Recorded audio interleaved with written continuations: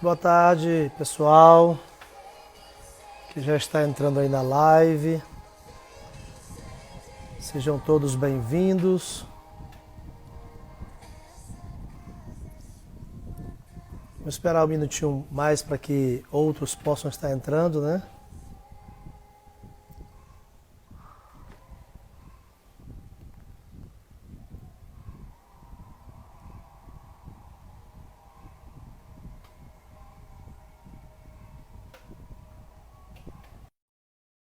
Sejam todos bem-vindos. O pastor Cote já está chegando também. Será um prazer tê-lo aqui esta tarde conosco. Ele já entrou. E aí, meu querido? E aí, homem de Deus? Maravilha, eu tava ao vivo lá no meu perfil, convidando o pessoal, né, a estar conosco aí nessa live, mas que bom a gente poder estar assentados juntos aí para compartilhar um pouco. Eu não tô, opa, eu não estou conseguindo te ouvir, pastor.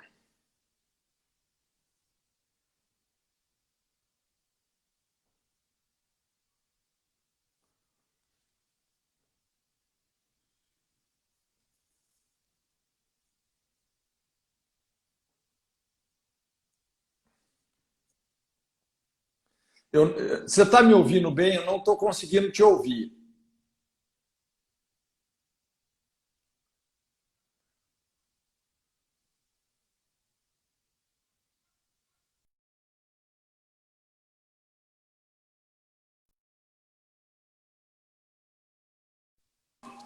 Agora sim, agora deu. Agora estou te Agora ouvindo. sim, agora deu. Isso. Isso, Ótimo. maravilha. Então, homem de Deus. Bom tê-lo aqui esta tarde conosco. Privilégio é meu. Grande prazer, viu, pastor Marcos? Prazer é todo meu, homem de Deus. Então, como esses dias eu estou trabalhando aqui, preparando umas lives sobre família, lembrei do seu nome, já que o irmão é uma autoridade nessa área de família no país, tem um material riquíssimo. Eu particularmente gosto muito do seu livro A Lei, o, o A Divórcio, né? lei, a A moral e o Moral e o divórcio. Divórcio. Isso. Aham, É um livro sobre conflitos familiares, né? exato. E também o Avivamento do Odre Novo é muito bom também. Gosto muito desse livro seu. Aliás, já Que li quase bom. todos. Já li quase todos. Estou terminando de ler todos, mas vou chegar lá. Você leu esse último aí sobre tipos de família? Não, esse não. Esse lançamento? Não, já tem um tempinho, mais ou menos, né? Foi o último livro que eu lancei, chama Tipos de Família. É uma a gente poder analisar Uhum, dentro do que realmente acontece nos nossos dias, 5 tipos de família que podem ser projetados também em tipos de igreja, tipos de nações. uhum, Traz uma mensagem também muito forte no sentido de maturidade, né? Mas uhum. é muito interessante, é um material muito interessante. Joia. Então, nós nos alegramos como ministério recebê-lo aqui nessa live. E eu tenho aqui alguns questionamentos para fazer para ti hoje, que eu sei que vai Sim, ajudar o pessoal a entender melhor sobre esse contexto que estamos vivendo sobre família, né? sim, Então, eu estou falando sobre uma série de lives sobre restauração da família, né? E tem sim. muitos aspectos, né, que eu sei que precisam ser restaurados, mas eu perguntaria para ti o seguinte: na sua visão, o que que estragou? O que que estragou, assim, de modo geral, a família, para trazer tantos problemas nesses tempos que estamos vivendo, né, de problemas de todas as áreas, todos os níveis, psicológico, de relacionamentos, enfim. Então, olha, eu gosto até muito dessa terminologia que você usou aí, restauração, né? Uhum, Restaurar significa você devolver a algo ou a alguém a sua condição, o seu estado original. E, na certo. verdade, a família, obviamente, ela tem uma gênesis, ela Uhum, tem um projeto original que é muito importante da gente compreender, né? uhum, Eu pessoalmente, assim, eu sou uma pessoa que penso muito no alicerce da casa. Eu gosto de raciocinar em termos de fundamentos, em termos de alicerces, né? Então, olha só me permita fazer uma construção assim, né?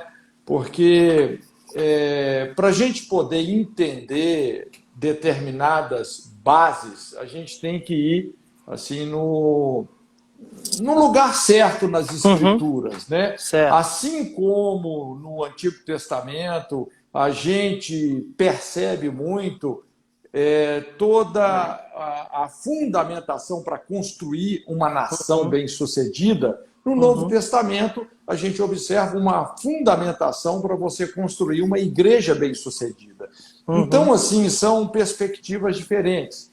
E lá em Êxodo 20, né, que são os 10 mandamentos é exatamente essa essência, né, da moral de Deus.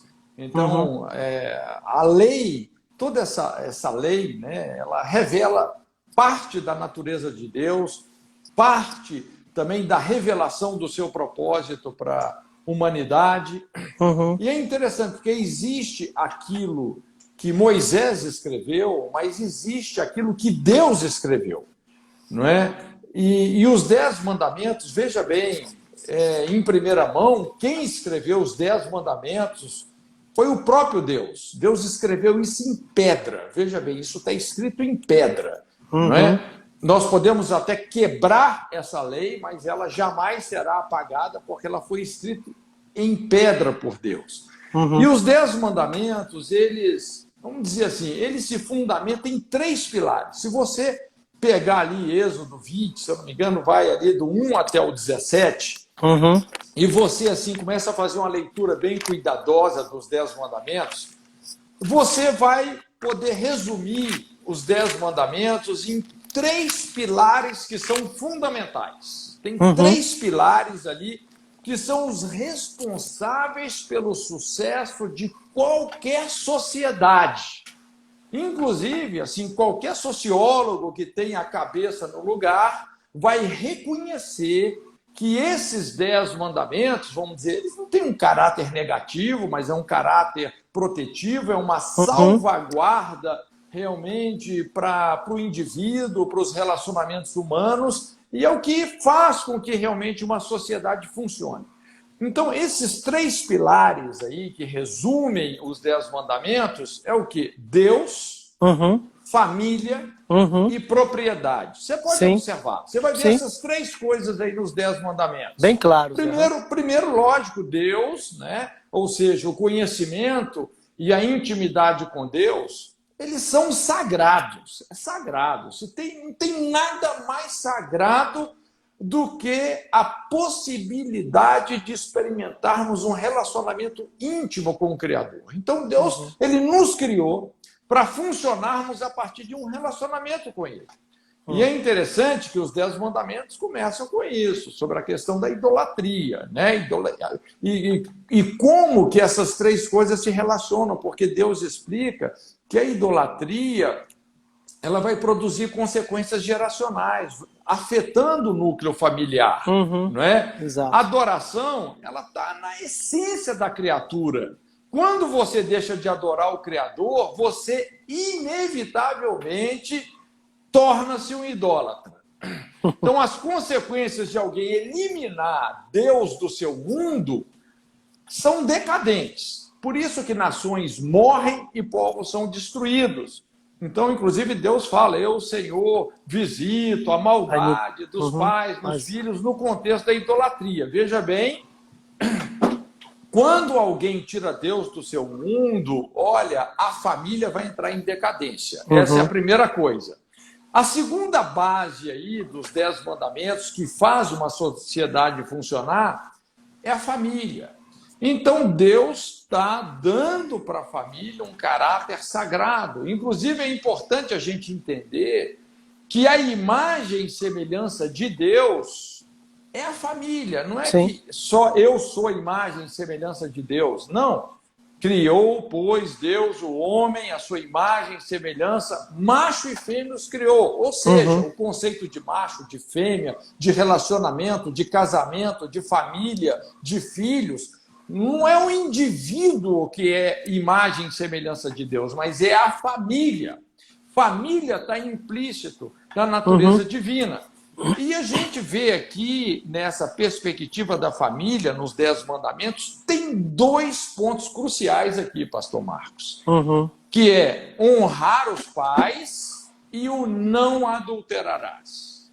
Rapaz, quando você começa a quebrar isso aqui, essa sociedade vai entrar num processo terrível, uma escalada de decadência, não é? Então, inclusive esses assuntos, esses conteúdos, eles são largamente descritos, né, em todas as escrituras sagradas. Bom, antes de voltar aí na família, vamos ver aqui o terceiro pilar, que é a propriedade, que também tem muito a ver com Deus e tem a ver com a família, né?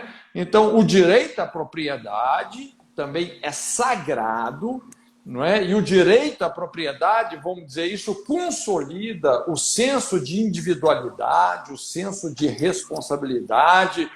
Não é? Jesus disse: os mansos herdarão a terra, né? Ele está dando um princípio, inclusive, assim, aqueles que precisam de adquirir uma casa, adquirir um terreno, não é? Qual que é o grande segredo de você herdar a terra, de você conquistar a terra? Mansidão, submissão a Deus.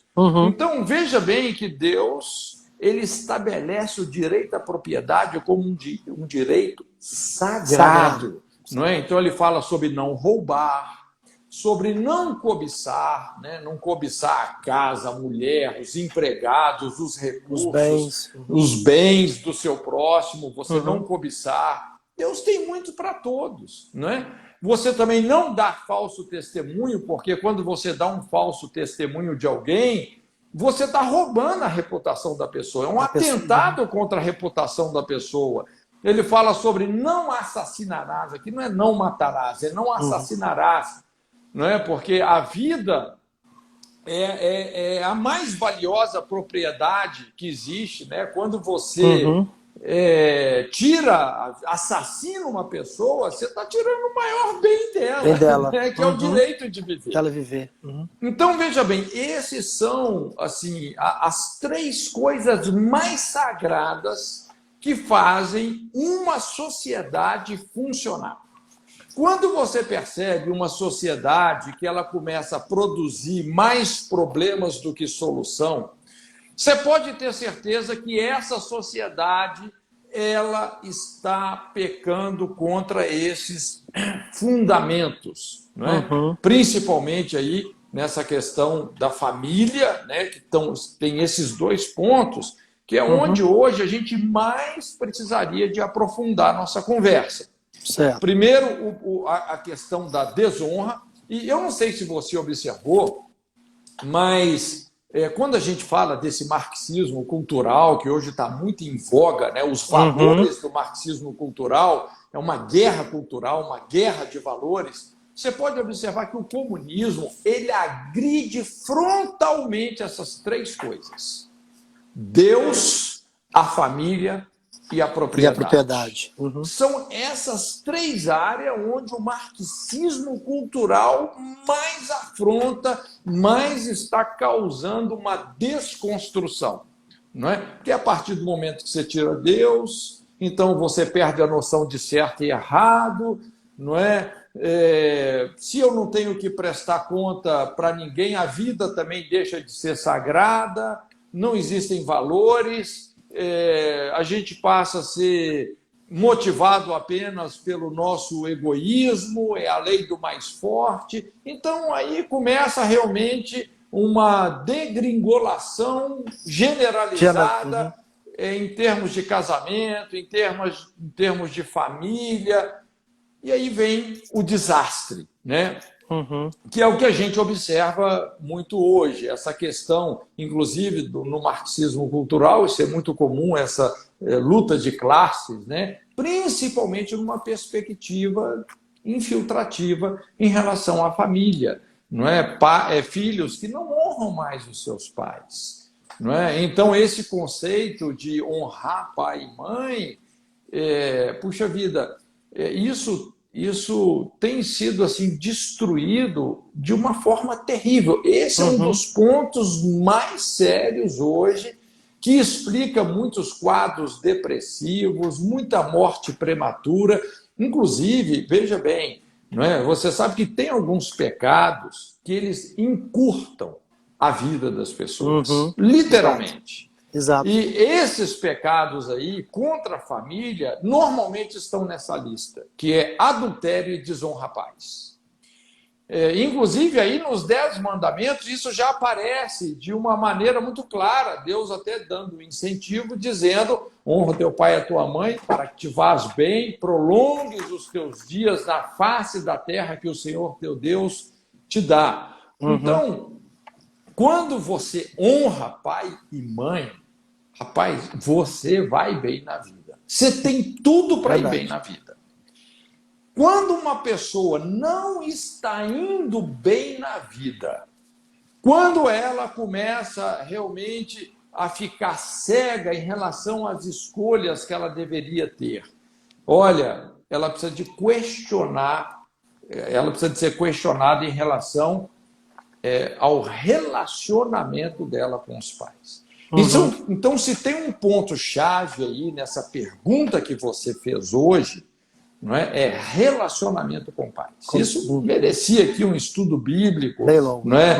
Inclusive lá na IFOL a gente estuda assim profundamente sobre isso. Né? Fala sobre as consequências de você desonrar pai e mãe. Rapaz, é impressionante assim o peso desse negócio.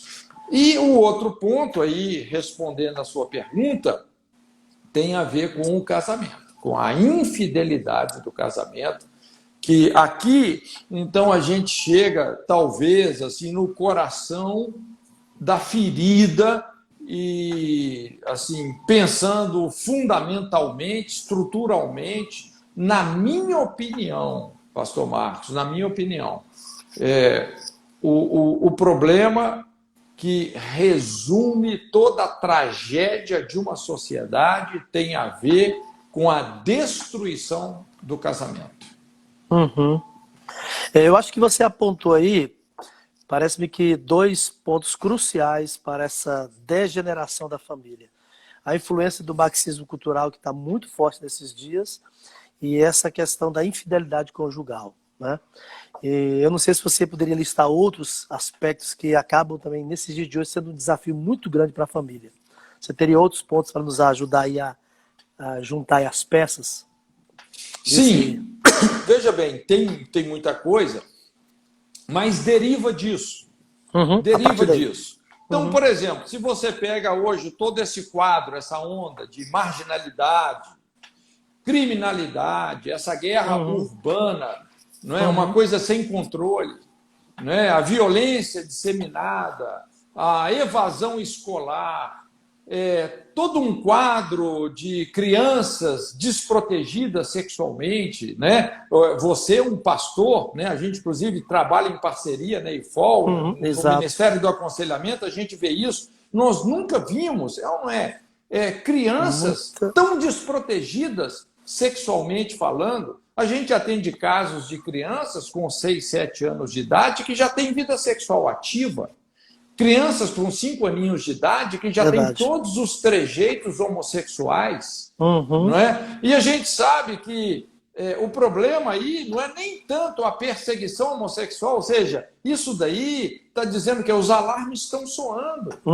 Então, já há muito tempo, de repente, até numa perspectiva até geracional, vamos dizer assim, existe uma desproteção, não é? Que os alarmes estão gritando, tem algo que vem acontecendo, se estruturando de uma forma muito maligna, muito errada há muito tempo.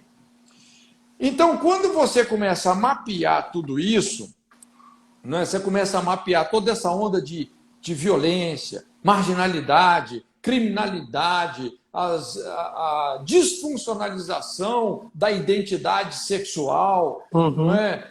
Você vai mapeando isso tudo. Onde é que invariavelmente você chega? Um casamento destruído. Uma família destruída. Não é? Você vai chegar assim, num legado de... Aí vem a infidelidade, o adultério.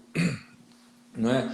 Eu sempre digo assim, olha, nós podemos resumir, eu até falei isso outro dia, né, numa live com a ministra Damares, eu falei com ela, ministra, olha, se a gente for ficar só lidando com isso que eu chamo aqui os efeitos colaterais, que é violência, o desvirtuamento da identidade sexual, evasão escolar, isso aí é enxugar gelo. Não é? Qual que é o coração da ferida? É a questão do casamento. O casamento monogâmico, não é? O casamento nos desafia a essa plataforma onde nós vamos exercitar caráter, não é? Você pode observar toda família que está debaixo da cobertura de um casamento funcional. Esses filhos e os filhos desses filhos são as pessoas que mais vão contribuir para o bem-estar de uma sociedade. Então, nós podemos resumir a cura de uma sociedade num único conceito, que é casamento. Agora, isso é desafiador. Infelizmente, a maioria das pessoas, elas não estão dispostas realmente a entrar nisso que Lutero chamou a escola do caráter. Porque o casamento, ele não é para você ser feliz, ele é para te santificar. A felicidade vai ser uma redundância, não é? O casamento, ele te joga numa plataforma onde você vai ter que aprender a conviver com uma pessoa que tem uma natureza totalmente diferente da sua, e isso numa aliança até que a morte te separe dela. Então é um exercício contínuo de quebrantamento, é um exercício contínuo de lealdade, de fidelidade, de confiança, de altruísmo, né? O amor sacrificial. Rapaz, assim, Deus é muito sábio, não é? E esse é o protocolo que Deus estabeleceu para que a terra, né, para que o homem pudesse crescer e multiplicar e encher a terra. É o casamento. Deixará, pois, o homem, seu pai e sua mãe, unir-se à sua mulher, serão os dois uma só carne. Né? Então, tudo deriva disso, viu, pastor Marco? Tudo deriva a partir daí. De um casamento desestruturado, não é? Inclusive, muitas vezes, a própria rebelião dos filhos desonrando pais, tem muito a ver com isso, que é o que a gente chama a brecha das gerações. Né?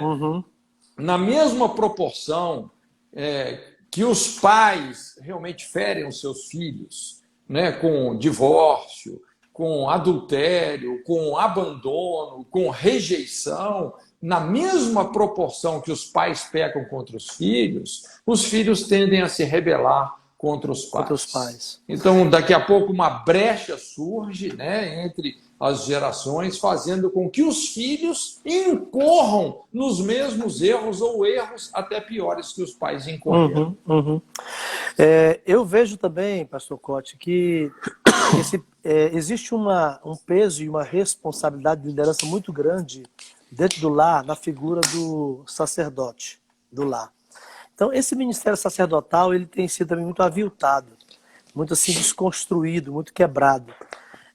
O irmão poderia nos apontar aí alguns problemas que o irmão vê nesse desenvolvimento do ministério sacerdotal do homem dentro do lar?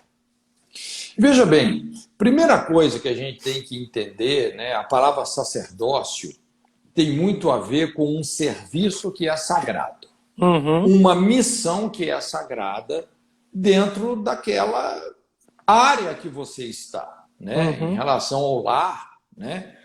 E a primeira coisa não é só o sacerdócio do homem ou do pai e marido, mas também é o sacerdócio da mulher, como esposa e mãe. Não é só o homem que tem uma responsabilidade sacerdotal no lar, mas também a mulher tem uma grande responsabilidade sacerdotal no lar. Porque às vezes as pessoas falam, o homem é o sacerdote da família. Não, tudo bem. Isso é uma verdade, mas não é uma verdade completa. O homem é o sacerdote do lar e a mulher é a sacerdotisa do lar.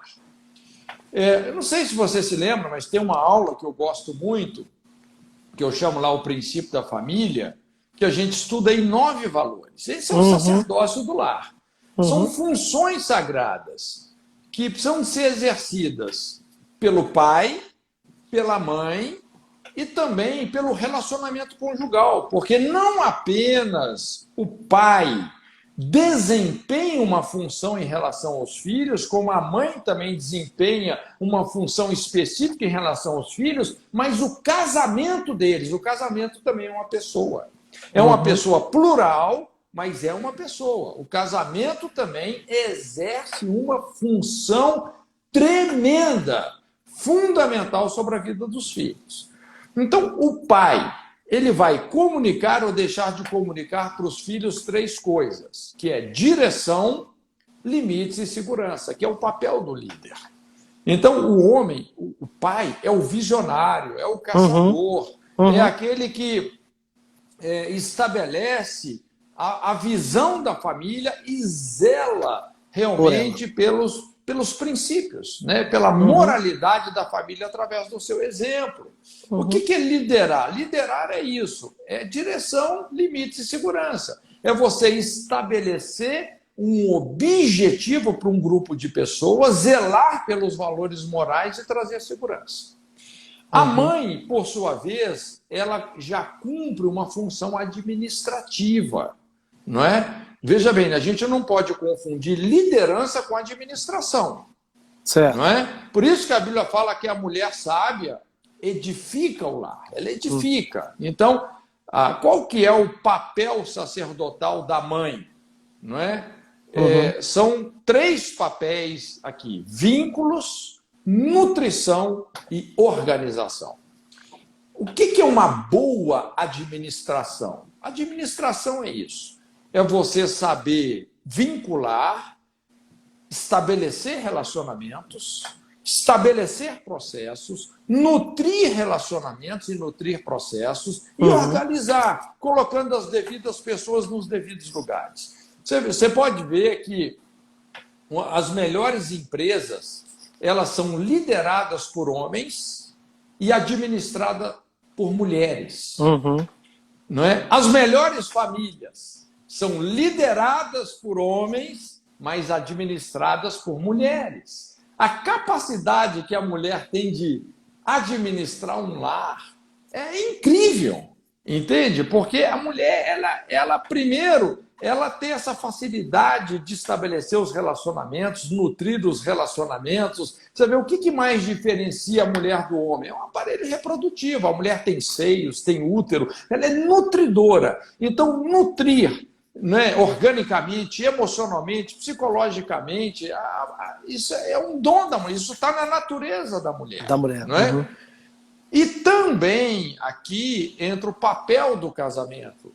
Tá? Porque o sacerdócio do lar não é só o pai e a mãe, mas é que entra o papel do casamento. O casamento também é uma pessoa, como eu disse, é uma pessoa plural, mas é uma pessoa, né? Uma pessoa jurídica. E o casamento vai proteger os filhos em 3 áreas: sexualidade, afetividade e companheirismo. É a palavra amor aí no grego, né? Nesses 3 viés, né? A sexualidade, é o eros, né? O amor eros, o amor sexual, conjugal, o amor ágape, que é o amor altruístico de Deus, sacrificial, e o amor filéu, que é a amizade. Amizade. Então, veja bem, o sacerdócio, ele precisa de ter essa abrangência. Não é? Por isso que ele acontece relacionalmente. Não é só o marido e nem só a esposa, mas é o marido, a esposa e o casamento. Quando a gente entende esse princípio da família, então aí sim nós estamos restaurando o propósito divino. Isso aí nos ajuda a uma restauração, a devolver à família esse propósito que, infelizmente, muitas delas perderam. Então você está me fazendo entender uma coisa, que o sacerdócio familiar é plural. Tem esses 3 aspectos aí: esposa, e casamento. E me fazendo entender uma outra coisa também, que eu já tinha assim, meditado nisso, e você chamou a atenção agora, me veio aqui um pensamento. Nesse seu raciocínio, então, eu poderia dizer que quem, na verdade, é vítima de tudo isso são os filhos, né? Ah, com certeza. Não é porque, veja bem, pai e mãe em casamento funciona como o telhado da casa. É o telhado. Se você destruir eu não sei se você já molhou numa casa com o telhado furado. Já estive. Acho que todos nós já passamos por isso. Dormindo no arreio do Piauí lá e pingando em cima de você. Agora, imagina, você está numa casa, não é só com telhado furado, mas sem telhado. Sem telhado. Que é o que está acontecendo com muita gente hoje. Não é? Então, filhos que estão sendo criados sem referencial nenhum, sem proteção nenhuma de pai e mãe em casamento. Então, rapaz, olha, isso é uma covardia, uma judiação, né? É terrível, né? Tem pessoas aqui perguntando aqui pra gente aqui algumas coisas. Tem aqui uma pessoa que perguntou algo aqui sobre diante dessa realidade, como é que a igreja, como é que nós vamos nos portar diante de tanta crueldade aí social? Então, eu penso o seguinte, né? Por isso que a minha linguagem, assim, eu raciocino, como eu falei no início, com fundamentos. Nós temos que pensar nos fundamentos, numa mudança estrutural. Nós precisamos hoje de uma revolução moral. Eu gosto da linguagem da reforma. Nós somos de uma reforma. Entendeu? Exato. Nós somos de uma reforma. E pela misericórdia de Deus, como igreja, hoje nós temos quórum para isso. E eu até diria que essa reforma já está em andamento. Já está começando. E honestamente, a igreja evangélica, principalmente, também a igreja católica, viu, tem feito um bom trabalho. Aqui no Brasil hoje é difícil, sim ou não, pastor Marcos? É difícil uma igreja que não tem feito um bom trabalho, não é? Com família. Está sempre envolvido com não a família. Com casamento, sempre. Encontros de casais, aconselhamento de casais. Não é? Então, de certa forma, e você sabe que em muitos lugares no Brasil as estatísticas já estão mudando para melhor.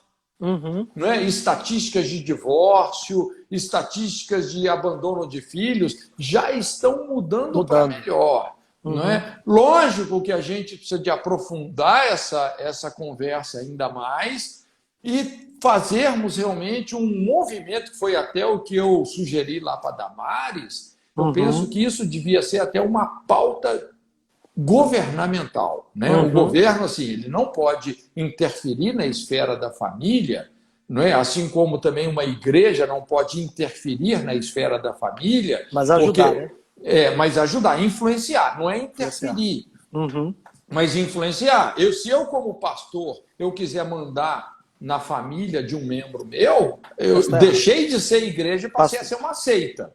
Eu passei a ser uma seita, entendeu?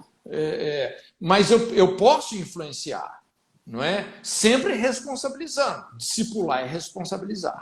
Mas eu penso que a gente precisaria assim, de movimentos, revoluções, movimentos nessa direção, pró-casamento, não é?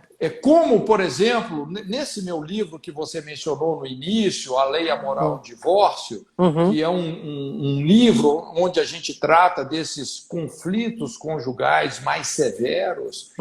Na verdade, é um livro para ferramentalizar pastores e conselheiros, né? Ou pessoas que se interessam por sociologia e por esse assunto, mas o último capítulo ali a gente fala sobre como transformar uma cultura de divórcio numa cultura de casamento.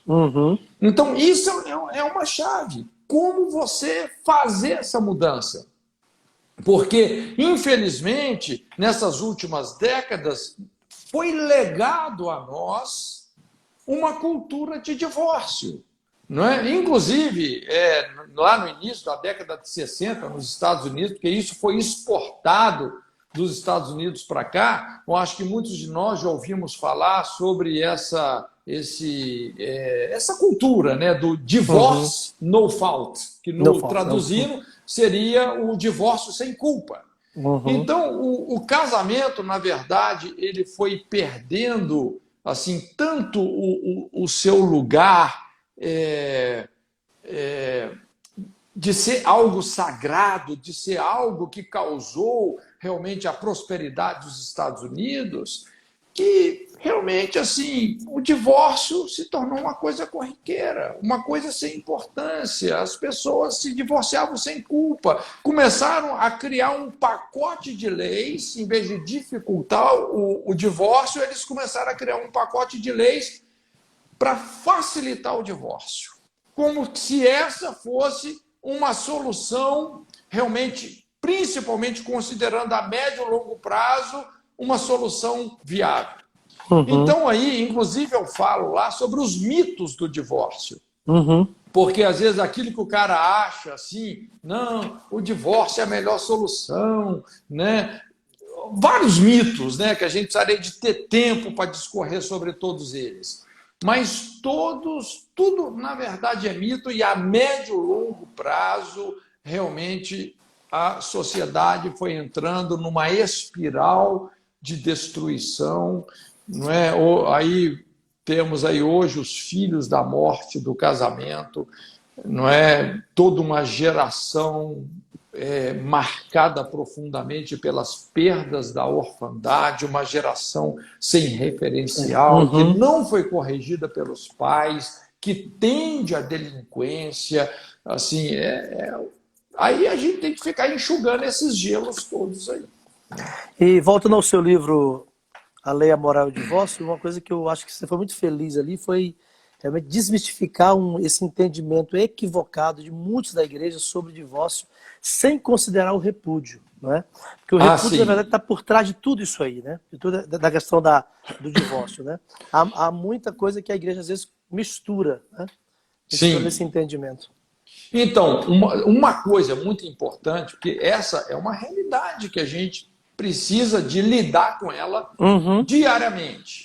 Nas nossas igrejas, pelo menos 50% dos casais que chegam, às vezes já estão no segundo, no terceiro casamento, né? E muitas vezes estão vivendo, vamos dizer assim, experimentando crises que têm a ver com as situações não resolvidas de casamentos anteriores. Sim. Não é? Então, assim, puxa vida, como que é importante você ter uma história resolvida. Mas esse aspecto aí do divórcio, né, é muito importante isso, essa balança que a gente coloca ali, esse equilíbrio, né, quando você analisa um caso, de entender a diferença entre repúdio e divórcio. Não é? Porque, veja bem, o que é o repúdio e divórcio? São conceitos bem diferentes, eles estão em classes de leis diferentes, não é? O repúdio está numa classe de lei que é moral, né? O divórcio é uma classe de lei civil, humana, legal, né? é legal, uma coisa. Enquanto o repúdio é moral, o divórcio é legal. Né? Quer dizer, às vezes a pessoa, lógico, se a pessoa divorciou, ela está amparada pela lei? Sim, se aquela lei existe no país dela, ela está amparada pela lei. Mas significa que todo divórcio é moral? Nem sempre. Né? Então, o que Deus odeia, na verdade, né, se a gente for assim aprofundar essa conversa, o que está em jogo aí não é o divórcio, mas é o repúdio. Inclusive, ali em Malaquias é um trocadilho. Né? Quando ele fala assim, eu odeio o repúdio, ele está dizendo assim, como se ele odiasse o odiar, ele repudia o repúdio. Porque repudiar é você rejeitar, é você julgar fora, é você se indisponibilizar para uma reconciliação. É quando um cônjuge fala para o outro assim, olha, eu não te quero mais, você está julgado fora. Não é? Eu te rejeito, eu te traio, eu te agrido, eu te abandono, eu te repudio. E é isso que Deus odeia. Uhum. É isso que Deus odeia. Essa é a antinatureza de Deus. Porque a essência da natureza de Deus, qual que é? Reconciliação. Uhum. Deus estava em Cristo, reconciliando o mundo consigo mesmo, colocou em nós a palavra e o ministério da reconciliação. Então, o que acontece em muitos casos que a gente intermedia? Não é? Às vezes, a primeira questão que a gente teria que levantar é exatamente essa, né? Porque às vezes a pessoa, ela hoje é divorciada, mas ela nunca repudiou o cônjuge. Uhum. Não é? Pessoa, hoje você vai lá, qual que é o seu estado civil? Ela fala, pastor, eu sou divorciada. Divorciada. Uhum. Não é? E às vezes a gente, inclusive, tem a tendência até de carimbar essa pessoa. Ah, essa pessoa é divorciada. E até coloca, rotular aquela pessoa de divorciada. Uhum. Só que quando você entra no caso, aí você começa a descobrir as coisas. Você começa a descobrir. Aí você pergunta para ela assim, puxa, mas o que aconteceu e tal? Né? E às vezes aquela pessoa carregando um peso tremendo.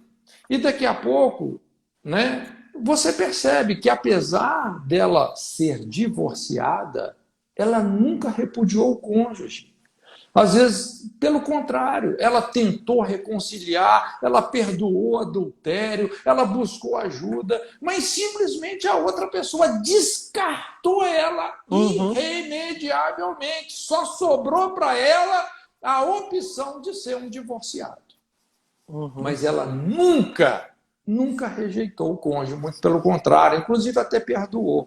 Então, existe uma proteção sobre essa pessoa? Existe uma proteção moral sobre ela, divina. Existe uma proteção divina sobre essa pessoa. Não é? E também, às vezes, qual que é um outro problema? Porque, eclesiasticamente, às vezes a gente incorre nesse erro, porque a gente tem essa tendência de satanizar o divórcio e tolerar o repúdio. Não é? Infelizmente, isso acontece demais. Eu lembro uma vez um caso que eu atendi, rapaz, o pastor, pensa num pastor assim, abusivo. Não é? Matava a esposa na unha, traía, agredia, mas ele não divorciava. Porque se ele divorciasse... Perdi o cargo. Ia perder o cargo. A denominação dele ia fritar ele. Então ele ficava naquele casamento. Ele ficava com o legal sendo imoral. Isso. Então, esse negócio, o cara tá coando mosquito e engolindo o cabelo, rapaz. O que está em xeque, na verdade, diante de Deus? Verdade. Não é? Não é o divórcio só é uma carta, só é um documento formalizando que agora aquele casamento acabou. O divórcio só é um documento humano, é uma satisfação para a sociedade. O que está em jogo mesmo, aí é o repúdio. É quem repudia quem. Quando uma pessoa chega para você e fala assim, pastor, né, onde é que tem na Bíblia um versículo para mim, divorciar do meu cônjuge? Quer dizer, puxa vida, no fundo, esse cara não entendeu nada. Ele não quer o caminho da reconciliação. E essa é a bênção maior do casamento, rapaz. São esses conflitos que vão acontecendo. E quando a gente supera esses conflitos com o espírito de reconciliação, pastor Marcos, todo casamento pode dar certo. Todo. Qualquer casamento pode dar certo. Inclusive, um casamento que passou por uma ferida de adultério. Olha, centenas, nós temos visto centenas, você também, né? A gente trabalha com isso. Centenas de situações, né? Apesar de ter acontecido um adultério, quando uma pessoa de boa fé conserta isso com um cônjuge, um arrependimento legítimo, genuíno. Gente, é impressionante como esses casamentos se tornam assim bem-sucedidos. Deixa eu voltar aqui, pastor Cote. A Selma Machado está fazendo uma pergunta que talvez ela esteja pensando sobre esse sacerdócio plural que o irmão mencionou agora há pouco. Quando ela disse que, no caso do ministério pastoral, que a mulher é pastora e o esposo não é. Como resolver isso? Veja bem, Quem que é pastor? Desculpa. Faça a Não, pergunta de novo para mim me a situar Selma melhor. Machado está dizendo assim, ó, em um Sim. ministério, quando a mulher tem a liderança pastoral e o marido não. Como explicar isso? Como resolver isso? Olha, veja bem, né? É muito importante que se essa situação ela está acontecendo, né, que isso seja com a anuência do marido. Eu penso que se ela assumir um pastorado, é porque em casa, no lar, essa esposa é amada por esse Uhum, marido, uhum, né, e se submete a ele. Não tem nenhum problema, vamos dizer, esse marido reconhecer que ele não tem um ministério pastoral. E talvez ele não uhum. tenha mesmo, mas ele tem, com certeza, ele tem algum outro dom, né? Seja profissionalmente falando, que ele pode usar ou não no contexto da igreja, não é? Uhum. E o fato dele não ter um cargo ministerial, vamos dizer assim, na igreja, que isso isente ele do exercício do sacerdócio no Do lar. lar. Uhum. Não isenta.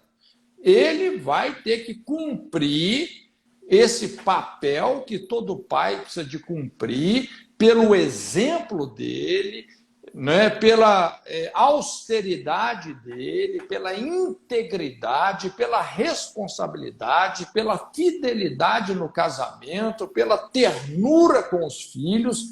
Ele vai influenciar os filhos, né, por todo esse exemplo, ajudando os filhos a terem direção, limites e segurança. Ok.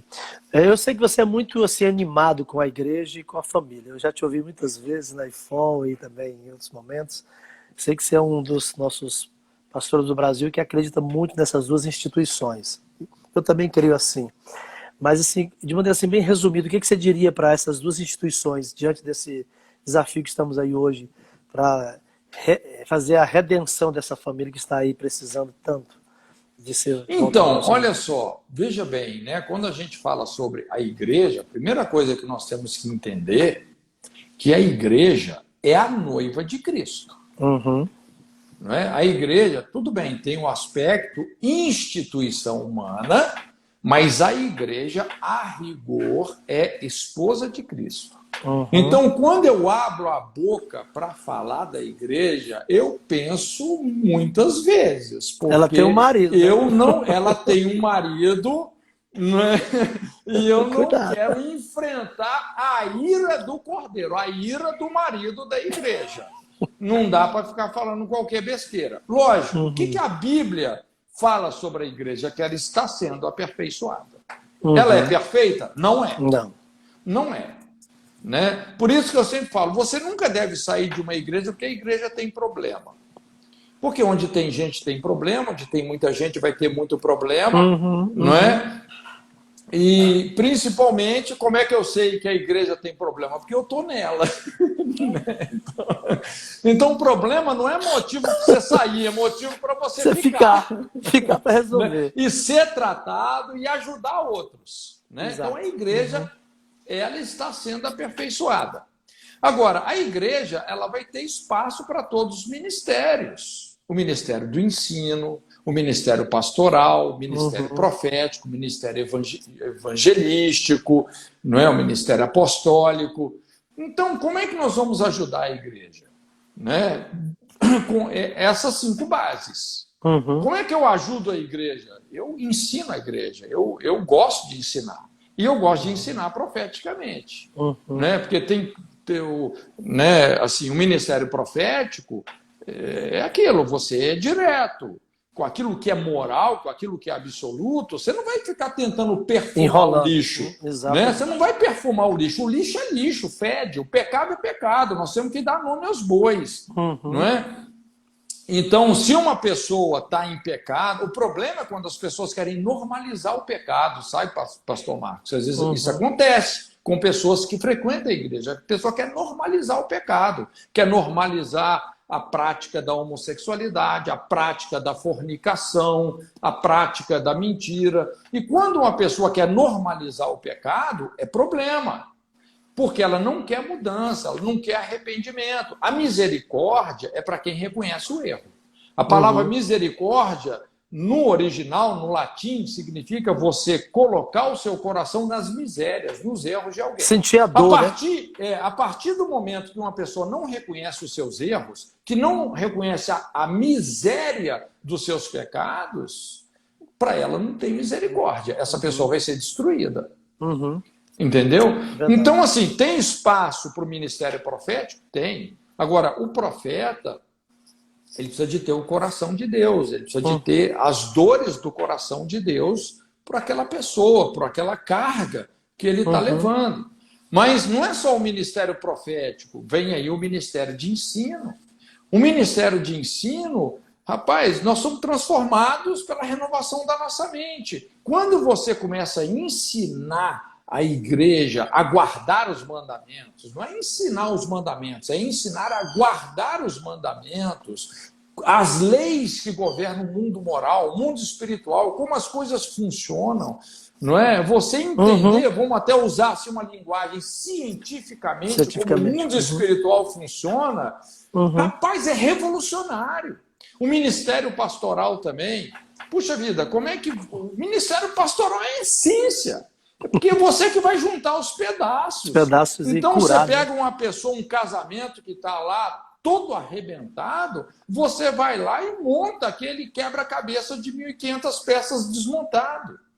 Não é? Então, assim, aí vem essa diversidade, que é o que Paulo fala, há diversidade de dons, há diversidade de ministério, há diversidade de operações, mas é o mesmo Deus que opera tudo em todos. E tudo isso tem que contribuir para a santificação e para a edificação da igreja, não é? Que está sendo estabelecida sobre o fundamento dos apóstolos e profetas. Amém.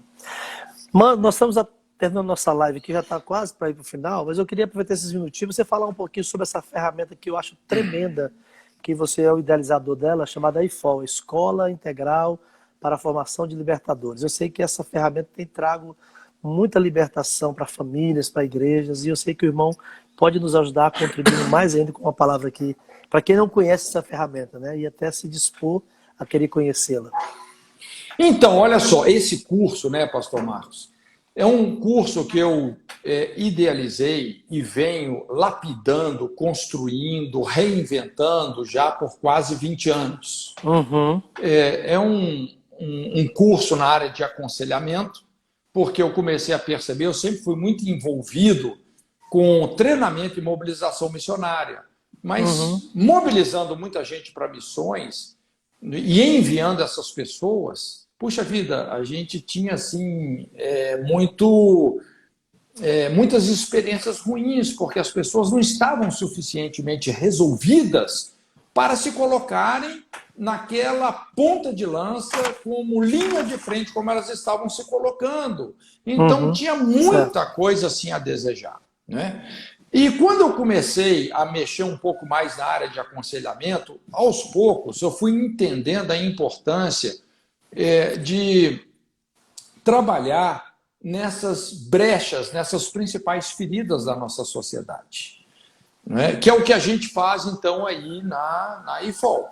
Então, pegando esses pontos nevrálgicos do aconselhamento, que são aquelas questões assim, realmente contundentes, que a maioria dos pastores, eles às vezes nem sabem lidar com aquilo. E eu digo isso, não é assim, num tom crítico aos pastores, não, porque os pastores estão andando na luz que eles têm. Não é? Mas eles mesmo falam, Cote, puxa, me ajuda aí, porque eu não sei como lidar com isso. Não é? Eu não sei, puxa vida, essa pessoa aqui falou que ela sofre uma perseguição homossexual desde 5 anos de idade, não é? Eu não sei como lidar com isso. Pastor, puxa vida, tem uma mulher lá que ela veio me falar que ela se envolveu com várias práticas de aborto voluntário. Eu não sei ajudar essa mulher, não é? Ou situações assim, que são realmente bem contundentes. Então, a IFOL, ela procura entrar nesses pontos mais nevrálgicos do aconselhamento, né? E tem ajudado muita gente, né? Porque quando você tem as ferramentas certas, você tem a compreensão certa de como desconstruir esses quadros, de como promover uma restauração realmente alicerçada na palavra. Puxa vida, isso é um divisor de águas, não é? E graças a Deus hoje a gente tem podido ter IFOL também videoaula, né? Estamos formando os diretores acadêmicos, implantando aí no Brasil todo, fora do Brasil, não é? Olha, tem sido tremendo. Só no ano passado nós tivemos na IFOL videoaula foram 2.500 alunos, mais uns 1.000 que foram de IFOLs presenciais, né? Uhum. E graças a Deus tem sido um divisor de águas na vida de muitos líderes, de muitas pessoas. Eu quero, assim, encorajar os irmãos. Nós abrimos uma IFOL lá em Guiné-Bissau. Lá nós temos uma base missionária. Sim, estamos juntos. Eu sei que você já fez lá em Angola, né? Foi uma bênção. Ela está fazendo ainda lá. Isso. Né? Eu fico feliz em saber que está indo além fronteiras. Nós estamos formando agora vários diretores acadêmicos, porque uma das visões assim da Jocum é você investir muito de forma autóctone, né, no obreiro nacional. Local, né? Exato. O obreiro local, nacional. E os angolanos, rapaz, eles estão dando uma resposta incrível, impressionante, a capacidade e o comprometimento moral e ministerial dos angolanos, rapaz, tem sido surpreendente. Essa ferramenta lá, porque assim, Angola, quem conhece Angola e muitos países da África, até por causa da guerra, pra você ter ideia, teve uma época lá em Angola, se eu não me engano, eram 20 mulheres para um homem, porque os homens morreram na guerra. Quando você pega uma população com um desequilíbrio desse tamanho, então a prostituição, os relacionamentos múltiplos, né? Quer dizer, um homem que tem filho com várias mulheres, ele não é marido de ninguém, não é pai de ninguém, entendeu? Verdade. Então a sociedade vai se desvirtuando em bolsões de miséria e violência, né?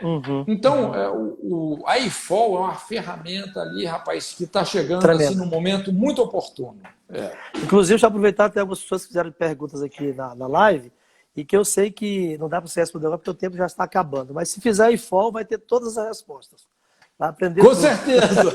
Não, eu costumo dizer para o pessoal, às vezes o pessoal chega no início com muitas perguntas, aí eu falo assim, gente, né? Olha, nós já rodamos tantas escolas que eu já conheço as perguntas, então você pode ficar tranquilo que no momento certo a sua pergunta vai ser respondida. E uma outra, agora eu lhe faço a pergunta também sobre a IFOL ainda. Já temos um material para a IFOL 3? Está saindo? Vai sair? Rapaz, material é que não falta, né? Eu só preciso assim de organizar isso, mas nós vamos fazer sim. Nós vamos fazer sim. Vamos. Olha, que bom. Meu xará, muito obrigado por esse tempo que você tirou, porque sei que você é muito corrido, tem muito compromisso. Me sinto assim, honrado em tê-lo aqui nessa live e os demais também que estão nos acompanhando. Dá um abraço aí, nosso para a Kel, tá bom? Pode Gabriel, para a Bárbara e para o netinho Daniel. Isso. Um abraço aí também para sua família, para a igreja. Obrigado, Saudades. querido. Saudade. Muito bom tê-lo aqui nesse momento. Foi muito bom, foi muito edificador, viu? E Glória que o Pai a do Céu Deus. continue te abençoando nessa sabedoria que o irmão já tem tido e crescendo nessa graça, nesse conhecimento, como um profeta que és nessa nação. Eu me alegro pela sua vida e vou continuar orando por ti. Conte conosco, com o Ministério Luz do Mundo e com esse povo que está aqui nos acompanhando também, em nome de Jesus. Amém. Quero mandar um abração aí para todo o pessoal que nos ouviu, né? Um beijo no coração. Deus te abençoe, te fortaleça, te dê muita graça nesse tempo aí. Tá bom. Um abração. Deus te abençoe. Fique com Deus. Abraço. Abraço. Amém.